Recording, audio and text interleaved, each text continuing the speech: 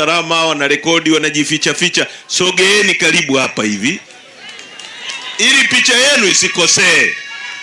Mrekodi kwa jirani, sio?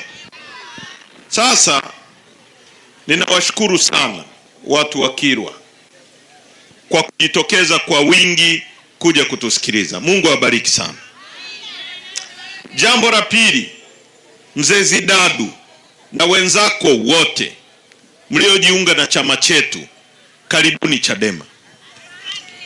Akili timamu, akili huwa inang'amua mambo. Akili huwa inang'amua mambo. Akili huwa kazi yake kung'amua au mambo. Lakini akili timamu huwa inaongoza mtu kuchukua hatua. Sasa sijui kama mnanielewa. Akili tu huwa inang'amua. Ataweza kukuambia hiyo ni barabara, ukivuka hapo gari inapita utagongwa. Lakini akili timamu ndio inakuzuia usivuke. Kwa hiyo utambuzi ni jambo moja, hilo linakuwa kwenye akili. Lakini akili timamu inakuambia sasa chukua hatua fulani, vuka au usivuke. Hiyo ni akili timamu. Kwa Mzee Zidadu na wenzenu mlikuwa na akili, lakini akili timamu imewaongoza kuchukua hatua ya kujiunga na chama sahihi. Tuunganishe nguvu, tusonge mbele, tubadilishe nchi yetu. Hiyo ni akili timamu. Sasa watu wa Kusini, nataka nizungumze kuhusu nyie kwa kidogo. Nitazungumza mambo matatu. Jambo la kwanza, na mnisikilize, nyamaze kabisa. Wote tunajua, wewe polisi unajua, watu wa usalama wa taifa walioko hapa wanajua, Samia mwenyewe anajua. Hajachaguliwa na Mtanzania yoyote kuwa kiongozi wa nchi. Uongo kweli? Hakuna aliyemchagua. Kwa tuna serikali dhalimu iliyoua maelfu ya Watanzania na kujiweka madarakani. Walifanya mapinduzi ya ridhaa ya Watanzania. Katiba yetu ibara ya 8 inasema wananchi ndio msingi wa mamlaka na madaraka yote ya nchi hii, na serikali yoyote itapata ridhaa na mamlaka kutoka kwa wananchi kwa mujibu wa katiba hii. B, lengo kuu la serikali, lengo la nini kuu na uwepo wa serikali ni ustawi wa wananchi. Narudia, lengo kuu. Nikisema kuu, mzee wangu, maana yake ni lengo namba 1 litakuwa ni ustawi wa wananchi, na rasilimali za nchi yetu zote zitatumika kubadilisha maisha yako. Kwa hiyo wananchi ni msingi wa mamlaka. Kujenga nyumba unafanya nini? Unaweka msingi. Kwa hiyo wananchi ndio msingi wa mamlaka. Nyie msipokuwepo hakuna mamlaka. Mimi ni mwalimu, kwa hiyo nitafundisha taratibu na nitawauliza kama mnaelewa au hamuelewi. Kwa hiyo wananchi ndio msingi wa mamlaka. Kama hakuna wananchi, hakuna nyumba. Kwa hiyo kwa maana hiyo nyumba ndio mamlaka, lakini msingi wake ni nini? Lakini pia hiyo mamlaka lengo lake namba 1 ni ustawi wa maisha yako, na rasilimali zetu zote zitatumika kwa ajili ya kubadilisha maisha yetu. Sasa tuanze namba 1. Kama serikali imeingia madarakani bila kuwekwa na nyie, bila kupitia msingi mkuu, hiyo nyumba itasimama? Haisimami. Je, hiyo nyumba ambayo haijajengwa juu ya msingi itawajibika kwa ule msingi? Haiwajibiki. Ndio maana serikali iliyoko madarakani iliyojiweka kwa nguvu ya mtutu wa bunduki, kwa kuua watu wa Kusini, mkisema hamna barabara haiwasikilizi. Nasema uongo ukweli? Ndio maana watu wa Kusini mkisema hamna maji haiwasikilizi. kwa sababu hamjaiweka. Serikali ikiwekwa na wewe kwa kura yako, wewe ndio umeiajiri. Kwa hiyo serikali inakusikiliza wewe, wewe ndio bosi wa serikali. Usipoiweka wewe, haikusikilizi. Ndio maana nyie mna watu wanaitwa wenye viti wa vijiji, wenye viti wa vitongoji, madiwani, wabunge. Wanawasikilizani nyie? Huyo mbunge wa hapa anaitwa nani? Anaitwa nani? No, mnamjua. Yupo, si ndio? Yupo. Hana uhalali, hajachaguliwa, hamkupiga kura, yote tunayajua. Lakini anaitwa nani? Sijawahi mimi kumsikia. Kwa ukweli wa Mungu kabisa. Nilikuwa hapa siku ya kumzika mzee Bwege. Wangapi mlikuwepo? Nafikiri wote tulikuwepo. Nilisema hapa, si ndio? Kwamba mimi simjui. Na ukiwa mwanasiasa kama ufahamiki, wewe mwanasiasa takataka tu. Kwa sababu kazi ya mwanasiasa pale bungeni, Mnyika anajua, mimi na Mnyika tumekuwa bungeni, tumekuwa na mzee Bwege. Kila kiti cha mwanasiasa imewekwa maiki pale. Kazi yake nini? Kusema. Na ndio maana marehemu mzee Bwege, ulikuwa ukienda Tarime, jina la Bwege lipo na Kilwa inasikika. Ukienda Tunduma, Bwege anafahamika. Ukienda Kigoma, Zanzibar, mpaka Kenya, Bwege anafahamika. Kwa nini? Kwa sababu alitokana na nyie na aliwawakilisha. Wakati mgumu kabisa wa Magufuli ambaye alikuwa akipita majani yanatikisika, wabunge wengi walikunja mkia wakaingiza huko. Wengi waliufiata mdomo. Pale tulibaki mashine chache ambazo tulikuwa tunamwambia Magufuli, wewe sio Mungu, ni binadamu kama sisi, usitutishe. Sembuse huyu mama. Tumemwambia Magufuli. Watu waliuawa hapa msikitini. Uongo kweli? Waliuawa watu hapa. Bwege alisimama bungeni. Wakati ule ilikuwa hatari kuongelea mauaji ya Mkirwa hapa. Alisema kwa sababu anajua nisiposema walioniajiri wataniuliza. Kwa nini sisemi? Sasa hao wanasiasa takataka wanaojiweka kwenye mamlaka sio yao, wanakula fedha ya damu, wanajiita wabunge, hawawezi kuzungumza hata kuhusu barabara ya kusini. Mimi nimetoka Dar es Salaam jana, mashimo kwenye hiyo barabara utafikiri lile nini la kuchezea bao lile, sio? Kila sehemu tobo, kikwepa hii gari inapiga hapo, kikwepa hii gari inapiga hapa, inapiga. Uongo kweli? Kwa sababu msingi wa mamlaka ya wananchi umepokwa kwa damu na watu wakauawa.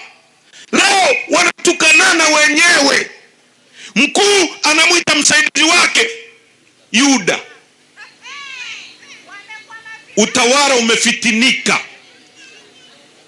Utawala uliomwaga damu na utafitinika zaidi.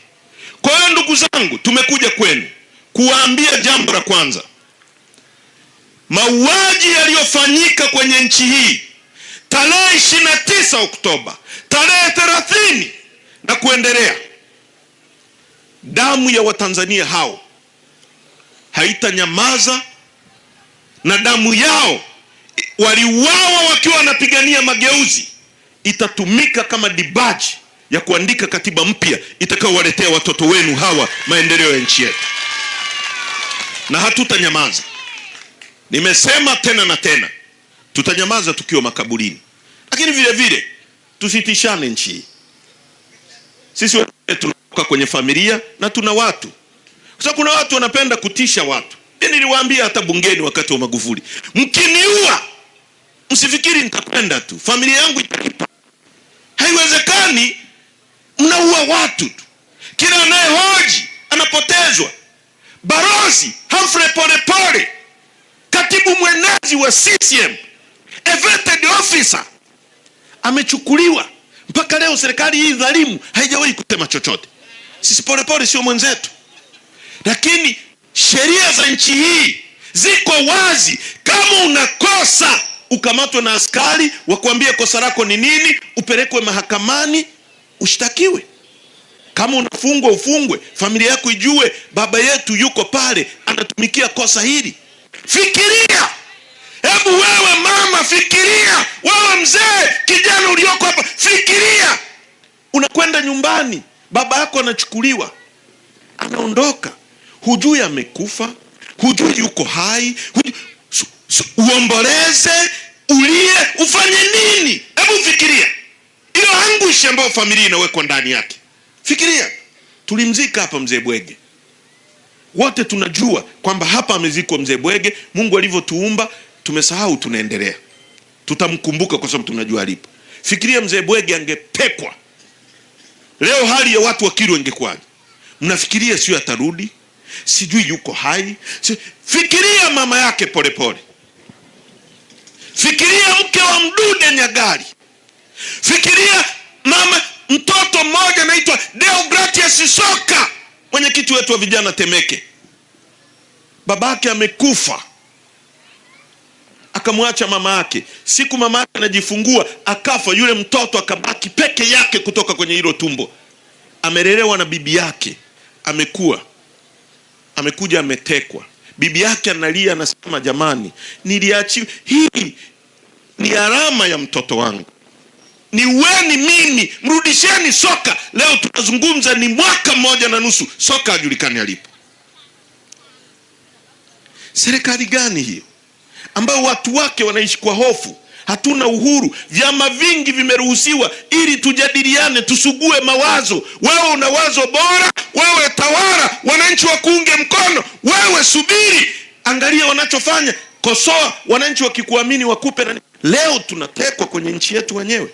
Wakina Kinjekitile, Ngwale walimwaga damu zao kwa sababu gani kama sio kupigania uhuru ili tuseme kama leo tunavyosema? Kwa nini?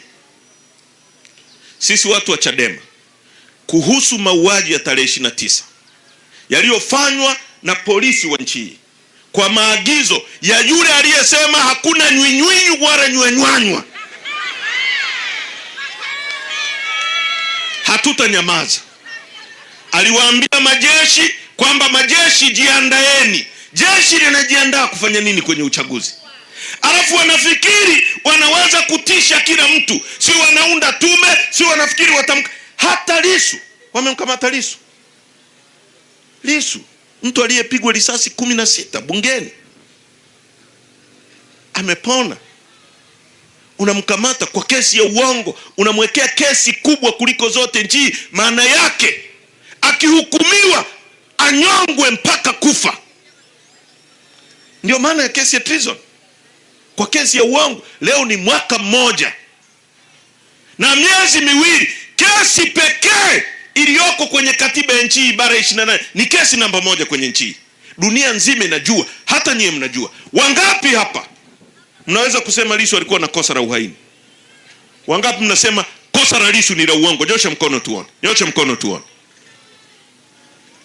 Kama Tanzania nzima inaelewa kwamba kosa la Lissu ni la kubambikiziwa, ni la uongo, ni kesi ya uongo, leo 1 mwaka na miezi 2 yuko ndani. Hivi lolote likimtokea Lissu akiwa gerezani, wanatuambiaje? Wanatuambiaje kama sio kuchochea machafuko?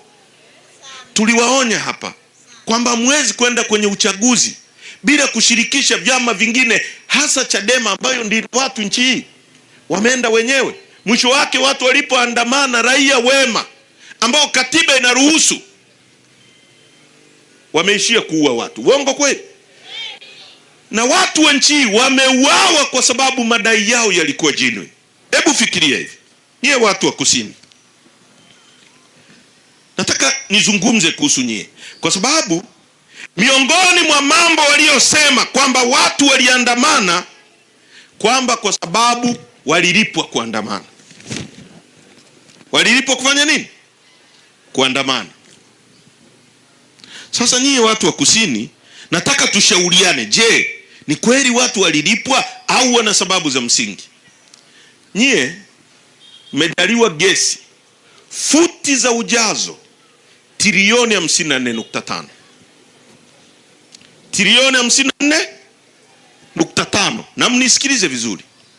Gesi inatumika kutengeneza mbolea. Mbolea hizi tunazoweka kwenye mazao, sio? Na sisi tunaagiza matani na matani ya gesi ya mbolea kutoka Urusi, kutoka Ukraine, kutoka na nchi nyingine nyingi tu kila mwaka kuja hapa. Gesi iko Tanzania.